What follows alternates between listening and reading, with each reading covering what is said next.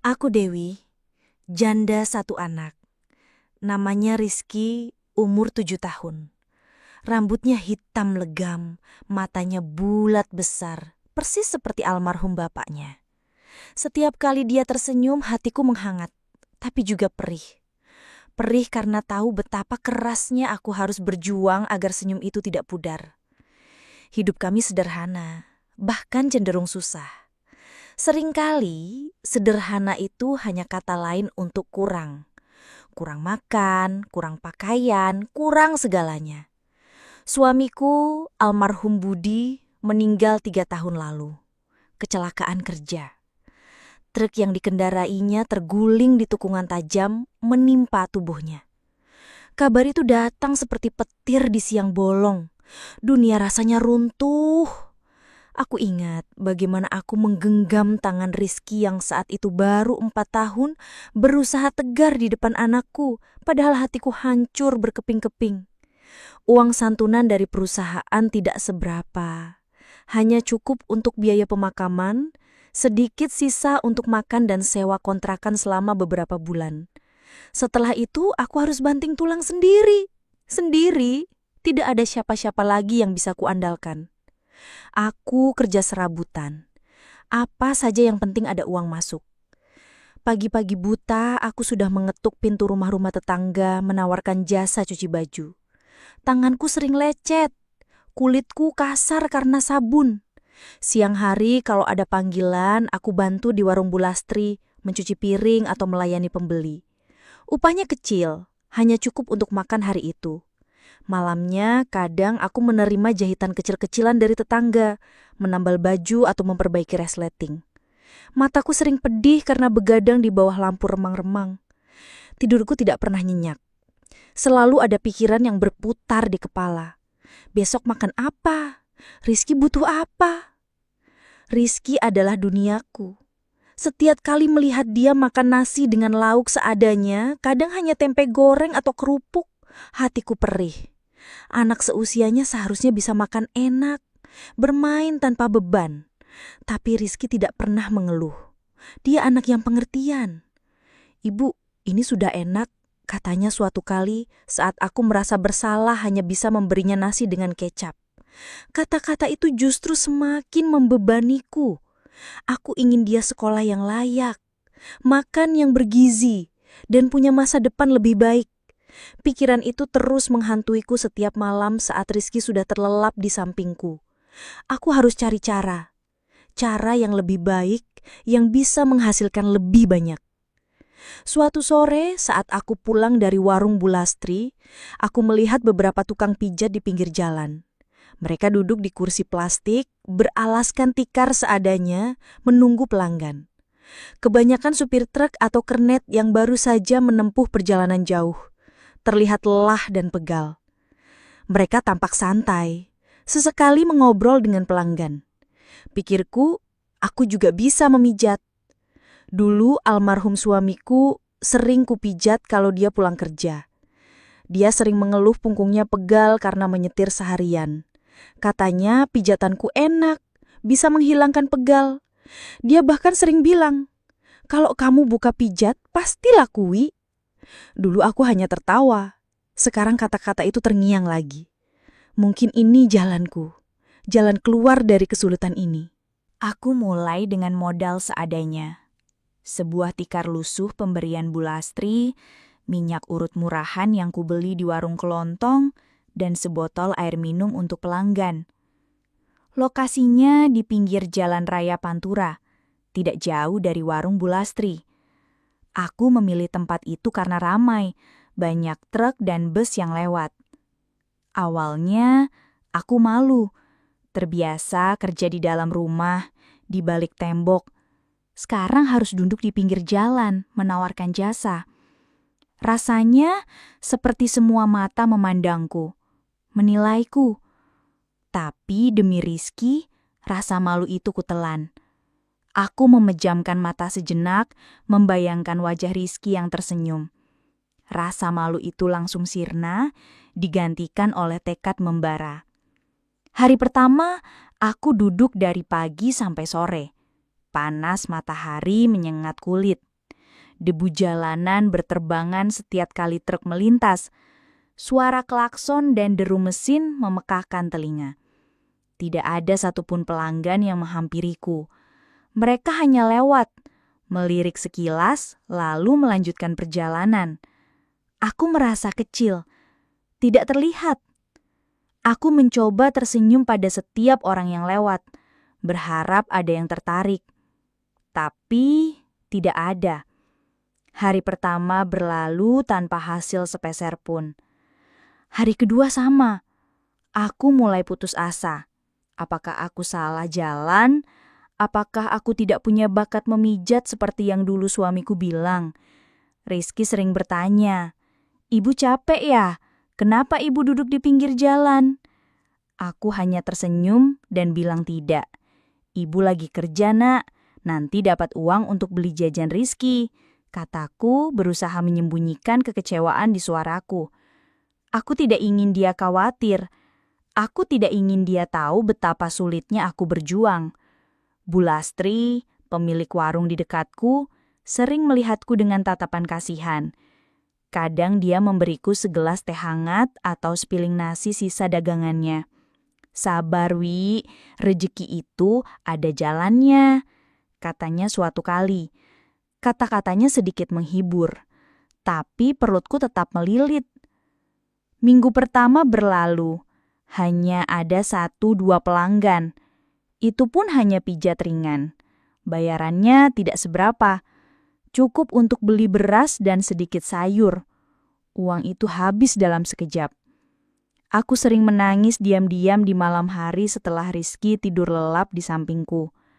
Air mataku membasahi bantal. Apakah ini jalan yang benar? Apakah aku bisa bertahan? Aku harus. Demi Rizky. Aku tidak punya pilihan lain. Aku harus kuat. Setiap pagi, aku bangun sebelum subuh. Menyiapkan sarapan seadanya untuk Rizky. Kadang hanya nasi dengan telur dadar. Setelah itu, aku mengantarnya ke sekolah dasar yang letaknya tidak terlalu jauh dari kontrakan kami. Aku selalu mencium keningnya sebelum dia masuk gerbang, mendoakan yang terbaik untuknya.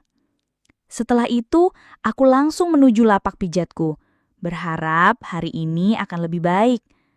Aku membersihkan tikar yang sudah semakin lusuh, menata botol minyak, dan duduk menunggu. Panas matahari mulai terasa sejak pagi. Debu jalanan yang tak henti-hentinya, semua terasa berat.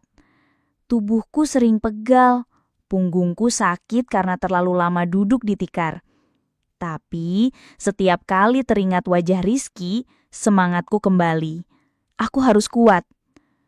Pelanggan pertamaku yang benar-benar membayar adalah Pak Karto, seorang kakek tua-tua yang sering lewat dengan sepeda ontelnya. Dia hanya minta pijat kaki, kakinya bengkak katanya. Aku memijatnya dengan hati-hati, berusaha selembut mungkin. Bayarannya kecil, hanya beberapa ribu. Tapi aku bersyukur, itu adalah uang pertamaku dari usaha pijat ini. Rasanya seperti secercah harapan di tengah kegelapan. Setelah itu, ada beberapa sopir truk yang mampir. Mereka kebanyakan minta pijat punggung dan pundak. Mereka tidak banyak bicara, hanya mengeluh pegal dan capek. Aku memijat dengan sekuat tenaga, berharap mereka puas dan kembali lagi. Aku selalu bertanya, "Bagaimana, Pak?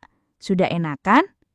Mereka hanya mengangguk atau bergumam, "Lumayan." Malam hari, setelah pulang, aku menghitung uang receh yang kudapat. Seringkali tidak cukup untuk kebutuhan esok hari. Aku harus memutar otak. Bagaimana caranya agar pelanggan bertambah? Aku mulai memperhatikan tukang pijat lain di sekitar sini. Mereka punya banyak pelanggan. Bahkan ada yang sampai antre. Apa bedanya denganku? Aku tidak tahu. Pijatanku tidak kalah enak kurasa. Tapi kenapa mereka lebih ramai? Aku hanya bisa berdoa dan terus berusaha. Aku tidak akan menyerah. Tidak akan pernah. Demi Rizky, aku akan melakukan apa saja. Aku akan terus duduk di pinggir jalan ini, menunggu, berharap, dan memijat. Minggu-minggu berikutnya ada sedikit perubahan. Perubahan yang sangat kuharapkan. Pelanggan mulai bertambah. Mungkin dari mulut ke mulut. Atau mungkin karena aku mulai sedikit lebih berani menyapa orang yang lewat. Supir truk yang pernah kupijat, Mas Joni, datang lagi dan membawa temannya, Bang Rio. Mereka bilang pijatanku lumayan, bisa menghilangkan pegal setelah perjalanan jauh. Hati kecilku senang. Pujian sederhana itu rasanya seperti siraman air dingin di tengah teriknya matahari. Sedikit demi sedikit, lapak pijatku mulai dikenal. Aku mulai bisa membeli lauk yang lebih bervariasi untuk Rizky. Kadang ayam, kadang telur, kadang ikan asin yang dia suka. Rizky terlihat lebih ceria. Dia sering bercerita tentang teman-temannya di sekolah, tentang pelajaran barunya. Melihatnya bisa tertawa lepas, itu sudah cukup bagiku. Aku juga mulai bisa menabung sedikit demi sedikit untuk kebutuhan tak terduga. Uang kontrakan tidak lagi menjadi momok yang menakutkan setiap bulan. Bu Lastri, yang awalnya hanya kasihan, sekarang sering mengajakku ngobrol. Dia bilang, "Dewi, pijatanmu memang enak, banyak yang bilang begitu. Sopir-sopir itu kalau ngopi di warungku sering cerita tentang pijatanmu." Aku tersenyum, pujian itu memberiku semangat. Aku mulai berpikir, mungkin aku memang punya bakat di sini. Mungkin pijatan ini memang jalanku. Pelanggan yang datang semakin beragam, tidak hanya sopir truk, tapi juga pedagang yang lewat. Bahkan beberapa warga lokal dari kampung sebelah yang mendengar kabar tentang pijatanku. Mereka semua mengeluh pegal dan capek. Ada yang minta pijat kepala, ada yang minta pijat kaki, ada juga yang minta pijat seluruh badan. Aku melayani mereka dengan ramah dan profesional. Aku selalu berusaha memberikan pijatan terbaikku. Fokus pada titik-titik pegal yang mereka keluhkan. Aku ingin mereka puas, agar mereka kembali lagi. Namun, seiring bertambahnya pelanggan, ada hal-hal baru yang mulai muncul. Hal-hal yang membuatku tidak nyaman. Beberapa pelanggan mulai berani bicara lebih dari sekadar keluhan pegal.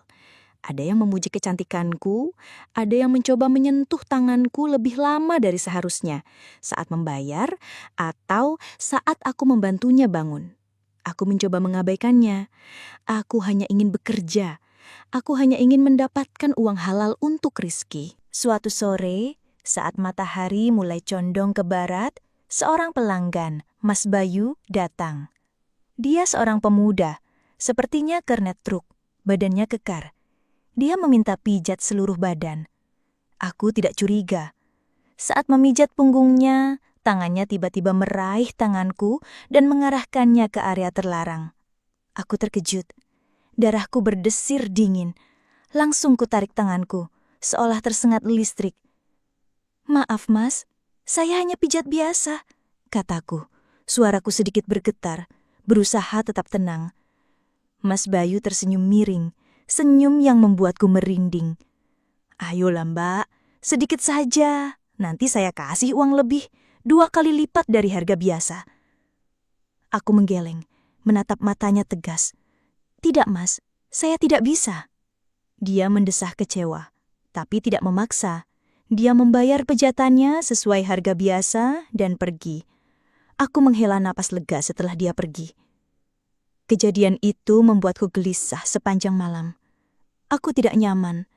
Rasanya seperti ada kotoran yang menempel di tanganku. Tapi pikiran tentang uang lebih itu sempat terlintas di kepalaku. 2 kali lipat. Itu jumlah yang lumayan bagiku saat itu. Uang lebih itu bisa untuk beli sepatu baru Rizky yang sudah bolong, atau bayar uang ekstrakurikuler di sekolahnya yang sebentar lagi harus dibayar. Aku menepis pikiran itu jauh-jauh. Aku tidak akan melakukan hal seperti itu. Aku punya harga diri. Aku tidak akan mengotori diriku demi uang. Beberapa hari kemudian, kejadian serupa terulang. Kali ini dari pelanggan lain, seorang pria parubaya yang sering kupijat, Pak Slamet. Dia lebih berani. Dia tidak mencoba meraih tanganku, tapi dia langsung menawariku uang 2 kali lipat dari harga pijat biasa, hanya untuk sentuhan di area tertentu. Dia berbicara dengan suara rendah, seolah itu adalah hal yang biasa. "Mbak Dewi, saya tahu kamu butuh uang. Bagaimana kalau saya kasih lebih? Hanya sentuhan saja, tidak lebih. Kamu tidak perlu melakukan apa-apa lagi," katanya. Matanya menatapku lekat. Aku menolak lagi, dengan tegas. "Maaf, Pak, saya tidak melayani itu." Dia hanya mengangguk dan pergi, tanpa menunjukkan kekecewaan yang berarti. Seolah-olah dia sudah terbiasa dengan penolakan. Meskipun aku menolak, tawaran uang itu terus terngiang di kepalaku. 2 kali lipat. Itu jumlah yang lumayan bagiku saat itu. Aku mulai membandingkan dengan penghasilanku sehari-hari yang pas-pasan. Aku tahu itu salah. Aku tahu itu tidak benar. Tapi kebutuhan Rizky terus mendesak. Aku merasa terjebak di antara 2 pilihan sulit. Pilihan antara menjaga harga diri dan kehormatan atau mendapatkan uang lebih untuk memastikan Rizky bisa makan dan sekolah dengan layak. Aku sering memandangi wajah Rizky saat dia tidur. Wajah polos itu. Dia tidak tahu betapa kerasnya ibunya berjuang. Dia tidak tahu betapa seringnya ibunya harus menelan ludah, menahan rasa malu, menahan godaan. Aku ingin memberikan yang terbaik untuknya. Tapi terbaik itu seringkali membutuhkan uang. Dan uang itu kadang datang dari jalan yang tidak ingin kutempuh. Aku mulai melihat tukang pijat lain di sekitar Pantura. Beberapa dari mereka aku tahu melayani hal-hal yang lebih dari sekedar pijat. Mereka punya penampilan yang lebih mencolok, pakaian yang lebih terbuka, dan mereka terlihat lebih makmur. Pikiranku mulai berkelana. Apakah mereka juga memulai seperti aku? Apakah mereka juga terpaksa karena kebutuhan? Aku tidak tahu. Aku hanya bisa melihat hasil akhirnya. Setiap kali ada pelanggan yang mencoba berani, aku selalu menolak. Tapi setiap penolakan itu, ada suara kecil di kepalaku yang berbisik. Bagaimana kalau lain kali? Bagaimana kalau Rizky sakit lagi? Bagaimana kalau ada kebutuhan mendesak yang tidak bisa ditunda? Suara itu semakin lama semakin kuat. Aku merasa seperti ada pertarungan di dalam diriku, pertarungan antara prinsip dan kenyataan. Aku tidak tahu sampai kapan aku bisa terus menolak godaan ini. Aku lelah. Lelah dengan perjuangan yang tak bergusendaan, lelah dengan uang yang selalu kurang, lelah dengan kekhawatiran akan masa depan Rizky. Aku hanya ingin Rizky bahagia, dan jika kebahagiaannya harus dibayar dengan sedikit dari diriku, apakah itu sepadan? Pertanyaan itu terus menghantuiku, tanpa jawaban pasti. Aku hanya bisa berharap, semoga aku tidak pernah sampai pada titik itu. Tapi aku tahu, kenyataan hidup seringkali lebih kejam dari harapan. Kebutuhan Rizky semakin banyak. Ini bukan lagi sekedar sepatu bolong atau uang les tambahan. Ini sudah menyangkut hal-hal mendasar yang membuatku tercekik. Uang sekolah naik lagi. Katanya ada biaya pembangunan gedung baru. Rizky butuh buku baru. Seragamnya mulai sempit dan warnanya sudah pudar. Teman-temannya di sekolah mulai punya sepeda. Sementara Rizky masih jalan kaki. Dia tidak pernah mengeluh, tapi aku tahu dia memendam keinginan itu. Aku melihat tatapan iri di matanya setiap kali teman-temannya bersepeda ria di depannya. Hati seorang ibu mana yang tidak hancur melihat itu? Penghasilan dari pijat biasa, meskipun sudah bertambah, tetap tidak cukup. Aku sudah bekerja keras, pagi sampai sore, bahkan kadang sampai malam jika ada pelanggan yang datang terlambat. Tanganku sering kram, punggungku sakit, tapi uangnya selalu pas-pasan. Setiap malam, setelah Rizky tidur, aku menghitung uang receh di kaleng bekas biskuit. Angka itu tidak pernah cukup untuk menutupi semua kebutuhan. Aku merasa seperti berlari di tempat, tidak pernah maju. Suatu malam, ketakutanku menjadi kenyataan. Rizky demam tinggi, badannya panas sekali, napasnya tersengal-sengal. Aku panik. Aku tidak punya uang cukup untuk membawanya ke dokter. Tabunganku hanya sedikit, tidak akan cukup untuk biaya periksa dan obat. Aku hanya bisa mengompresnya dengan air hangat, mengganti kompres setiap beberapa menit, dan terus memanjatkan doa. Aku memeluknya erat, merasakan panas tubuhnya yang membakar. Malam itu, aku menangis sejadi-jadinya. Aku merasa gagal sebagai ibu. Aku tidak bisa memberikan yang terbaik untuk anakku, bahkan untuk kesehatannya. Aku merasa tidak berguna. Keesokan harinya, aku pergi ke lapak pijatku dengan hati hancur, mata bengkak karena kurang tidur, dan menangis semalaman. Aku harus mencari uang. Aku tidak peduli lagi bagaimana caranya. Aku harus bisa membawa Rizky ke dokter, apapun resikonya. Saat itu, Mas Bayu, pelanggan yang pernah menawariku uang lebih untuk sentuhan, datang lagi. Dia melihat wajahku yang murung. "Mbak Dewi, kenapa? Kok kelihatan sedih sekali hari ini?" tanyanya. Suaranya terdengar sedikit khawatir. Aku hanya menggeleng, tidak sanggup bicara. "Tidak apa-apa, Mas, hanya sedikit capek." Dia memesan pijat seperti biasa. Saat aku memijat punggungnya, tangannya kembali mencoba meraih tanganku, mengarahkannya ke area terlarang. Kali ini, aku tidak menariknya. Aku membiarkannya. Jantungku berdebar kencang, bergemuruh di dadaku.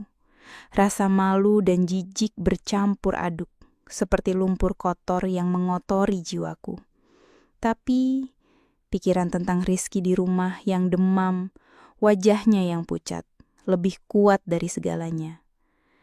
"Jadi, bagaimana Mbak? Mau uang lebih? 2 kali lipat dari harga biasa.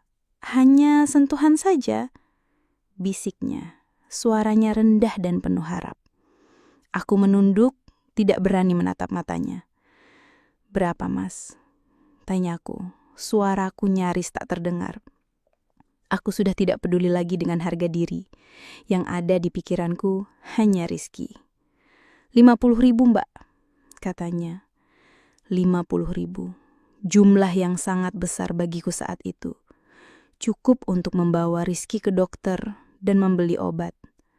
Aku mengangguk pelan. "Baik, Mas." Dia tersenyum puas. Aku melakukan apa yang dia minta. Tanganku gemetar saat menyentuh kulitnya. Aku merasa kotor, sangat kotor. Aku memejamkan mata, membayangkan wajah Rizky yang tersenyum, wajahnya yang sehat. Saat dia meletakkan beberapa lembar uang di tanganku, jumlahnya tepat 50.000. Rasa lega itu mengalahkan segalanya. Uang ini bisa untuk Rizky. Aku langsung membereskan lapakku setelah itu. Aku tidak peduli jika ada pelanggan lain yang datang. Aku langsung pulang, setengah berlari, membawa Rizky ke klinik terdekat. Dokter bilang dia hanya demam biasa, tapi butuh obat penurun panas dan antibiotik. Aku membeli obatnya, dan Rizky mulai membaik. Melihatnya bisa tertawa dan bermain lagi, hatiku sedikit tenang. Uang itu memang kotor. Uang itu didapat dari cara yang tidak pernah kubayangkan. Tapi uang itu menyelamatkan Rizky. Sejak hari itu, aku mulai berubah. Rasa malu itu masih ada, tapi mulai menipis. Seperti lapisan tipis yang lama-lama terkikis oleh kebutuhan. Aku mulai berpikir, ini hanya pekerjaan. Ini demi Rizky. Pelanggan yang meminta layanan khusus mulai bertambah. Aku tidak lagi menolak. Aku hanya menetapkan harga.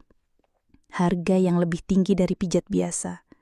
Aku tahu ini salah, tapi aku tidak punya pilihan lain. Aku mulai terbiasa dengan sentuhan-sentuhan itu.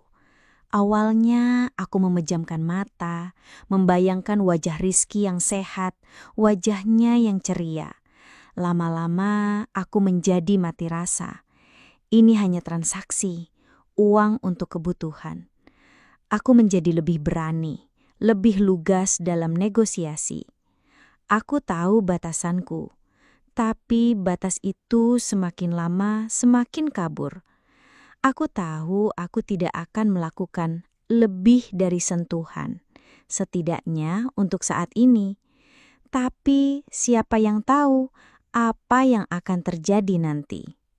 Aku tidak pernah bercerita pada siapapun tentang ini. tidak pada Bulastri, tidak pada tetangga. Ini rahasiaku, rahasia yang memberiku uang lebih untuk menghidupi Rizky. Rahasia yang membuatku bisa tidur lebih nyenyak karena tidak lagi terlalu khawatir akan uang. Aku merasa seperti hidup dalam dua dunia. Dunia Dewi, si ibu tunggal yang baik hati, yang bekerja keras sebagai tukang pijat biasa di mata orang-orang. Dan Dewi, si tukang pijat yang melayani hal terlarang yang hanya diketahui oleh beberapa pelanggan dan diriku sendiri. Aku sangat hati-hati menjaga rahasia ini. Setiap kali ada pelanggan yang meminta layanan khusus, aku selalu memastikan tidak ada orang lain di sekitar lapakku. Aku akan menutupi diri dengan kain agar tidak terlihat dari jalan. Aku akan berpura-pura sedang memijat biasa jika ada orang yang lewat. Aku tidak ingin ada yang curiga. Aku tidak ingin Rizky tahu. Aku tidak ingin dia malu memiliki ibu sepertiku. Aku mulai melihat diriku dengan cara yang berbeda. Aku bukan lagi Dewi yang lemah, yang hanya bisa pasrah pada keadaan. Aku adalah Dewi yang berani, yang bisa mengambil keputusan sulit demi anaknya. Uang yang kudapat memang kotor, tapi uang itu memberiku kekuatan. Kekuatan untuk membeli makanan yang lebih baik, untuk membayar uang sekolah Rizky tepat waktu, untuk membelikannya mainan yang dia inginkan. Aku bahkan bisa menabung sedikit demi sedikit untuk membeli rumah kecil suatu hari nanti. Rumah yang layak, bukan kontrakan sempit ini. Suara-suara di kepalaku yang dulu berteriak, "Salah!" kini mulai meredup. Digantikan oleh suara lain yang berbisik, "Ini demi Rizky. Ini adalah pengorbanan. Kamu melakukan ini untuk anakmu." Aku berpegangan pada pemikiran itu. Ini adalah pengorbananku. Pengorbanan yang tidak akan pernah diketahui siapapun. Dan aku akan memastikan itu tetap menjadi rahasia. Selamanya. Setelah beberapa waktu berlalu, aku menyadari satu hal penting. Pelanggan, terutama yang mencari layanan khusus, tidak hanya mencari pijatan yang enak atau sentuhan yang memuaskan. Mereka juga mencari sesuatu yang lain. Daya tarik. Penampilan juga penting. Pelanggan suka yang cantik dan menarik. Aku melihat tukang pijat lain yang lebih ramai. Mereka semua punya penampilan yang lebih mencolok, lebih terawat. Aku mulai berpikir, mungkin aku harus berubah. Bukan untuk orang lain, tapi untuk diriku sendiri, untuk usahaku, dan tentu saja untuk Rizky. Aku mulai berdandan. Bukan dandan menor yang tebal dan norak, tapi lebih rapi dan menarik. Aku mulai memperhatikan caraku berpakaian. Dulu, aku hanya memakai baju-baju seadanya, yang penting bersih dan menutupi tubuh. Sekarang, aku mulai memilih pakaian yang sedikit lebih modis, yang bisa menonjolkan bentuk tubuhku tanpa terlihat vulgar. Misalnya, atasan dengan sedikit kerah rendah atau blus yang pas di badan. Aku juga mulai memperhatikan warna, memilih warna-warna cerah yang bisa membuatku terlihat lebih segar dan bersemangat. Aku membeli beberapa baju baru yang lebih modis dari pasar. Bukan baju mahal, hanya baju-baju sederhana yang membuatku terlihat lebih segar dan menarik. Aku juga mulai memakai sedikit riasan. Bedak tipis agar wajahku tidak kusam karena debu jalanan. Lipstik warna natural yang membuat bibirku terlihat lebih berisi. Dan sedikit pensil alis agar mataku terlihat lebih hidup. Rambut kusisir rapi, kadang kubiarkan terurai panjang, kadang kugelung sederhana. Perubahan ini membuatku merasa lebih percaya diri. Aku tidak lagi merasa seperti wanita lusuh yang hanya bisa pasrah pada nasib. Aku merasa ada sesuatu yang baru dalam diriku. Dan benar saja, perubahan ini membuahkan hasil yang nyata. Pelanggan semakin banyak. Tidak hanya yang mencari pijat, tapi juga yang mencari layanan khusus yang lebih berani. Banyak di antara mereka adalah supir truk dan kernet yang sering lewat Pantura. Mereka sering mampir, kadang hanya untuk pijat, kadang untuk yang lain. Mereka terlihat lebih tertarik, lebih bersemangat. Aku bisa melihat tatapan mereka yang berbeda. Tatapan kagum, tatapan penasaran. Aku mulai terbiasa berinteraksi dengan mereka. Mereka kebanyakan orang-orang yang kasar tapi jujur, blak-blakan. Mereka tidak banyak basa-basi, langsung ke intinya. Aku belajar bagaimana membaca keinginan mereka, bagaimana menanggapi permintaan mereka. Aku menjadi lebih luas dalam berbicara dan bergerak. Aku tahu bagaimana membuat mereka nyaman, bagaimana membuat mereka merasa dihargai, meskipun yang terjadi hanyalah transaksi. Rasa malu yang dulu sangat kuat kini hampir hilang. Aku melihat ini sebagai pekerjaan. Pekerjaannya menghasilkan uang lebih banyak dari yang pernah kubayangkan. Aku bisa menyekolahkan Rizky di sekolah yang lebih baik, memberikannya les tambahan bahasa Inggris dan matematika, membelikannya mainan yang dia inginkan, bahkan aku bisa menabung untuk membeli rumah kecil suatu hari nanti. Rumah yang punya halaman untuk Rizky bermain. Aku tidak lagi merasa dipaksa. Aku merasa ini adalah pilihanku. Pilihan yang kubuat demi Rizky, demi masa depan kami. Aku mulai menikmati peran baruku ini. Aku bisa mengendalikan situasi dan aku mendapatkan bayaran yang pantas. Aku bahkan mulai merasa ada semacam kekuatan dalam diriku. Kekuatan untuk menarik perhatian, kekuatan untuk mendapatkan apa yang kuinginkan. Kekuatan untuk mengubah nasib. Beberapa supir truk yang menjadi pelanggan tetapku adalah Pak Tejo dan Bang Udin. Pak Tejo adalah supir tua yang ramah, selalu tersenyum. Bang Udin lebih muda, badannya kekar dan dia sering bercanda. Mereka sering mampir setiap kali lewat. Mereka tahu apa yang mereka mau dan aku tahu bagaimana memberikannya.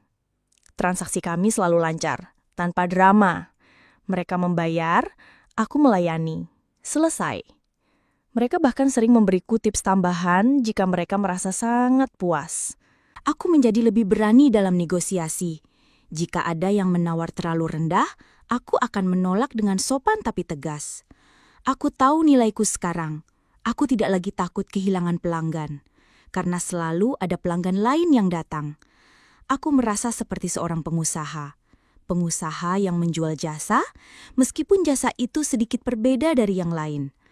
Aku menganggap diriku sebagai penyedia layanan dan mereka adalah klienku. Aku juga mulai belajar sedikit tentang psikologi pelanggan. Ada yang suka dipuji, ada yang suka diajak bercanda, ada yang hanya ingin diam dan menikmati sentuhan. Aku berusaha menyesuaikan diri dengan setiap pelanggan. Aku ingin mereka merasa nyaman, merasa puas, dan kembali lagi. Semakin banyak pelanggan yang kembali, semakin banyak uang yang kudapat. Kehidupan kami berubah drastis. Rizky punya seragam baru yang pas di badan, sepatu baru yang tidak bolong, tas baru yang bergambar karakter kartun kesukaannya. Dia tidak lagi makan nasi dengan lauk seadanya. Aku bisa membelikannya ayam goreng, sate, atau bakso setiap kali dia menginginkannya. Aku bisa membelikannya mainan yang dia inginkan. Kami bahkan bisa jalan-jalan ke kota sebelah sesekali, mengunjungi pusat perbelanjaan atau taman hiburan kecil. Rizky terlihat sangat bahagia. Itu adalah kebahagiaanku juga. Aku menjalani dua kehidupan. Di mata Rizky, aku adalah ibu yang bekerja keras sebagai tukang pijat biasa. Ibu yang selalu tersenyum dan penuh kasih sayang. Di mata pelanggan tertentu, aku adalah Dewi yang melayani semua keinginan mereka. Seorang wanita yang tahu bagaimana membuat pria merasa nyaman. Aku sangat hati-hati menjaga rahasia ini. Tidak ada satupun orang yang tahu. Tidak Bu Lastri yang sekarang melihatku sebagai wanita sukses. Tidak Mbak Siti tetanggaku yang sering mengamati. Aku yakin rahasiaku aman. Aku sudah sangat pandai menyembunyikannya. Dan aku akan terus menjaganya demi Rizky. Suatu siang yang terik saat jalanan Pantura sepi dari hiruk-pikuk kendaraan besar, Pak Tejo, salah satu supir truk langgananku, datang. Dia sudah sering mampir, kadang hanya untuk pijat punggung, kadang untuk sentuhan yang lebih. Hari itu, setelah pijat biasa selesai, dia tidak langsung pergi seperti biasanya. Dia duduk di tikar, menyalakan sebatang rokok dan menatapku. Tatapannya berbeda, lebih dalam, lebih serius. "Dewi," katanya.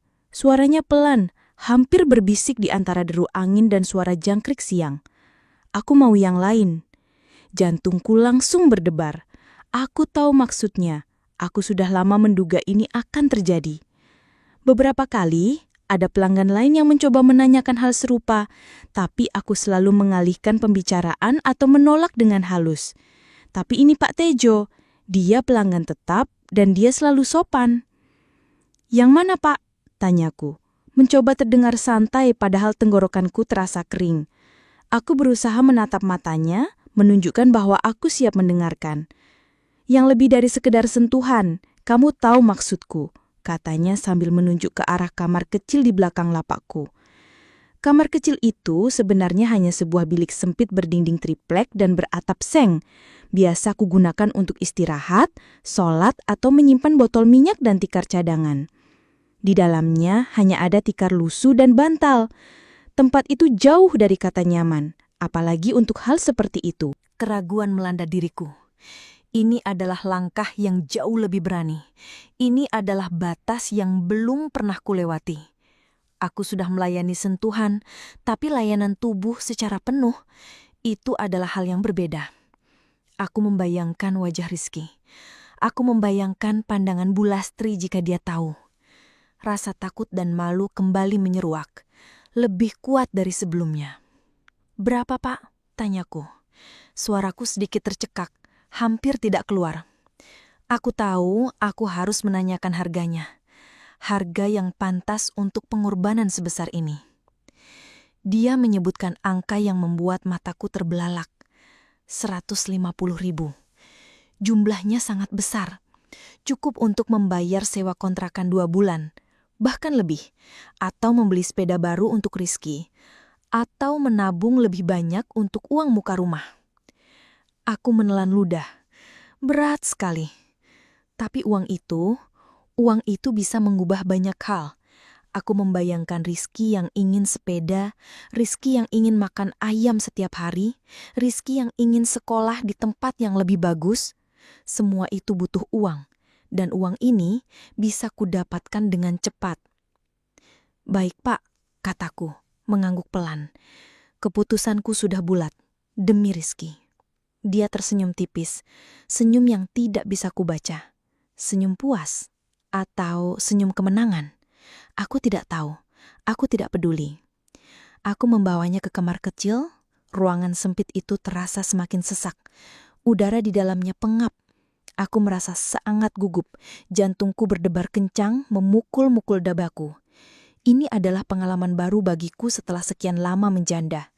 Aku tidak tahu apa yang harus kulakukan, bagaimana harus bersikap. Aku merasa canggung, kaku. Tapi Pak Tejo sangat sabar. Dia membimbingku dengan lembut, tanpa paksaan. Dia tidak banyak bicara, hanya sesekali berbisik kata-kata menenangkan. Aku terkejut. Dia kuat dan bisa bertahan lama seperti yang sering kudengar tentang sopir-sopir truk. Awalnya aku hanya pasrah, memejamkan mata, membayangkan wajah Rizky yang ceria. Memikirkan uang yang akan kudapatkan. Aku mencoba memisahkan diri dari apa yang terjadi. Ini hanya tubuhku, ini hanya transaksi. Tapi lama-lama ada sesuatu yang aneh muncul. Rasa nyaman, bahkan sedikit kenikmatan. Aku tidak menyangka, tubuhku yang sudah lama tidak merasakan sentuhan intim, merespon dengan caranya sendiri. Aku merasa sedikit terkejut dengan diriku sendiri. Apakah ini salah? Apakah aku sudah benar-benar kehilangan diriku? Pertanyaan itu melintas cepat, tapi segera ku tepis. Ini hanya reaksi fisik, tidak lebih. Setelah selesai, dia membayar sesuai janji. Aku merasa lelah, tubuhku pegal, tapi juga anehnya puas. Bukan hanya karena uangnya, tapi juga karena pengalaman itu. Aku tidak pernah tahu bahwa tubuhku bisa merasakan hal seperti itu lagi setelah sekian lama terkunci dalam kesendirian. Ada rasa lega yang aneh, seperti beban yang terangkat. Sejak hari itu, permintaan untuk layanan tubuh mulai berdatangan.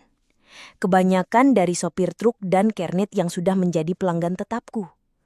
Mereka rata-rata kuat dan bisa bertahan lama, seperti yang dikatakan orang-orang. Mereka tidak terburu-buru, dan mereka tahu bagaimana membuatku merasa nyaman. Aku mulai menyukai pekerjaan ini. Bukan hanya karena uangnya, tapi juga karena sensasi yang kudapatkan. Ada rasa kebebasan yang aneh, rasa kontrol atas diriku sendiri. Aku menjadi lebih berani, lebih terbuka. Aku tidak lagi merasa malu. Ini adalah hidupku. Ini adalah caraku bertahan. Aku bisa memberikan yang terbaik untuk Rizky, dan aku juga bisa mendapatkan apa yang kuinginkan. Aku merasa lebih hidup. Kehidupan kami berubah drastis. Rizky punya seragam baru, sepatu baru, tas baru. Dia tidak lagi makan nasi dengan lauk seadanya. Aku bisa membelikannya ayam goreng, sate, atau bakso setiap kali dia menginginkannya. Aku bisa membelikan mainan yang dia inginkan. Kami bahkan bisa jalan-jalan ke kota sebelah sesekali, mengunjungi pusat perbelanjaan atau taman hiburan kecil. Rizky terlihat sangat bahagia. Itu adalah kebahagiaanku juga. Aku melihat senyumnya dan semua keraguan menghilang. Aku menjalani dua kehidupan. Di mata Rizky, aku adalah ibu yang bekerja keras sebagai tukang pijat biasa. Ibu yang selalu tersenyum dan penuh kasih sayang. Di mata pelanggan tertentu, aku adalah Dewi yang melayani semua keinginan mereka. Seorang wanita yang tahu bagaimana membuat pria merasa nyaman dan puas. Aku sangat hati-hati menjaga rahasia ini. Tidak ada satupun orang yang tahu. Tidak Bu Lastri, yang sekarang melihatku sebagai wanita sukses. Tidak Mbak Siti, tetanggaku yang sering mengamati. Dia hanya tahu aku semakin makmur. Aku yakin rahasiaku aman. Aku sudah sangat pandai menyembunyikannya. Dan aku akan terus menjaganya. Demi Rizky, aku tidak akan membiarkan siapapun menghancurkan kebahagiaan kecil yang sudah kudapatkan ini. Hidupku sekarang jauh lebih baik. Sangat jauh lebih baik dari yang pernah kubayangkan saat pertama kali menggelar tikar lusuh di pinggir jalan ini. Aku punya banyak pelanggan tetap, terutama sopir-sopir truk seperti Kang Dedi yang terkenal kuat dan bisa lama. Atau Pak Jaya yang selalu ramah dan memberiku tips besar. Uangku banyak. Kaleng bekas biskuitku kini selalu penuh. Dan aku sudah bisa menabung cukup untuk uang muka rumah kecil yang layak. Lengkap dengan 2 kamar dan halaman depan untuk Rizky bermain. Rizky tumbuh sehat, ceria, dan tidak pernah lagi kekurangan apapun. Dia punya sepeda baru, buku-buku pelajaran yang lengkap, dan seragam bersih setiap hari. Aku merasa tenang, setidaknya dari segi finansial. Aku semakin menikmati pekerjaanku. Setiap hari adalah petualangan baru. Aku bertemu banyak orang, mendengar banyak cerita dari berbagai daerah. Ada sopir yang bercerita tentang keluarganya di kampung, ada yang mengeluh tentang jalanan yang rusak, ada yang hanya ingin mengobrol ringan, dan yang paling penting, aku mendapatkan apa yang kuinginkan. Aku merasa kuat, mandiri, dan berkuasa atas hidupku sendiri. Aku tidak lagi merasa menjadi korban keadaan. Aku adalah penentu nasibku. Aku selalu pulang sebelum Rizky pulang sekolah. Ini adalah aturan tak tertulis yang selalu kutepati. Aku membersihkan diri, mengganti pakaian, dan memastikan tidak ada bau atau tanda apapun yang bisa membuatnya curiga. Aku selalu berusaha menjadi ibu yang sempurna di depannya. Ibu yang bersih, rapi, dan penuh kasih sayang. Dan sejauh ini, aku berhasil. Rizky tidak pernah bertanya apa-apa. Dia hanya tahu ibunya bekerja keras sebagai tukang pijat. Suatu sore, saat aku sedang memijat seorang pelanggan, seorang pedagang dari kota sebelah, aku melihat mobil hitam mewah berhenti di seberang jalan. Mobil itu terlihat sangat mahal. Bukan mobil biasa yang sering lewat di Pantura. Jendela mobil terbuka sedikit, dan aku merasa ada sepasang mata yang mengamatiku. Aku mencoba tidak peduli. Mungkin hanya orang lewat yang sedang istirahat. Tapi mobil itu tidak bergerak.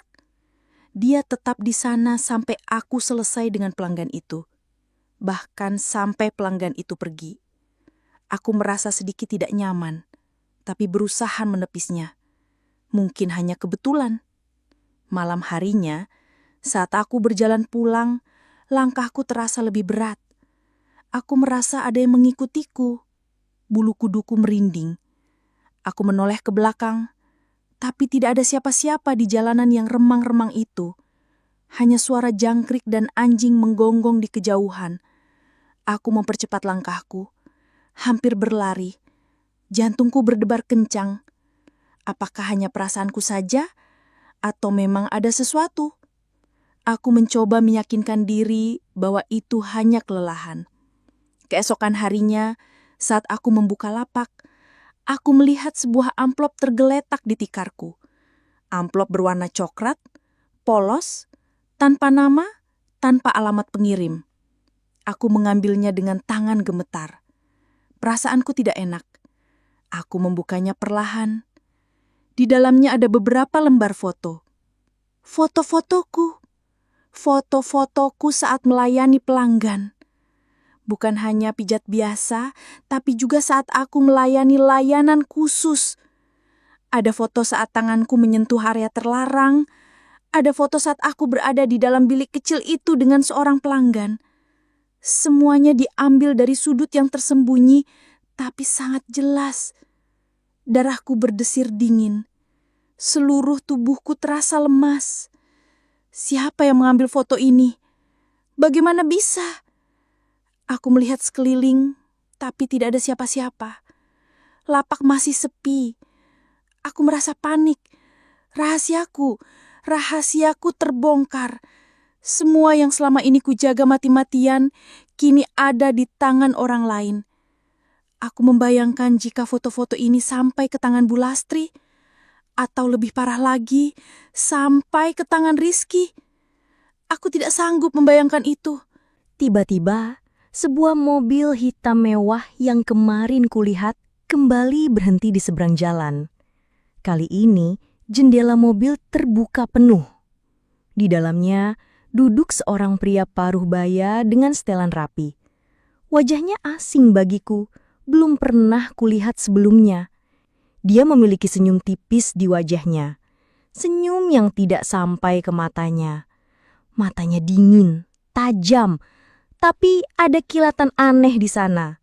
Seolah dia sedang menikmati ketakutanku. Dia tidak mengatakan apa-apa, hanya menatapku lurus. Aku merasa seluruh tubuhku membeku. Ketakutan yang luar biasa merayapi diriku, dari ujung kaki sampai ujung kepala. Aku tidak bisa bergerak, tidak bisa bicara. Pria itu mengangkat tangannya, melambaikan sebuah amplop yang sama persis dengan yang ada di tanganku. Amplop coklat yang berisi foto-foto rahasiaku. Lalu, dia mengangguk pelan.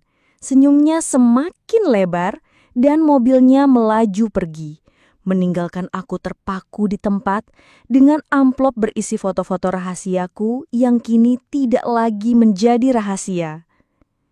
Aku tidak tahu siapa dia atau apa yang dia inginkan, tapi satu hal yang pasti, hidupku tidak akan pernah sama lagi. Semua kebahagiaan yang kurasakan, semua ketenangan yang kudapatkan, kini terancam. Aku tidak tahu apa yang akan terjadi selanjutnya. Aku hanya bisa berdiri di sana, menatap jalanan pantura yang kini terasa begitu asing dan menakutkan.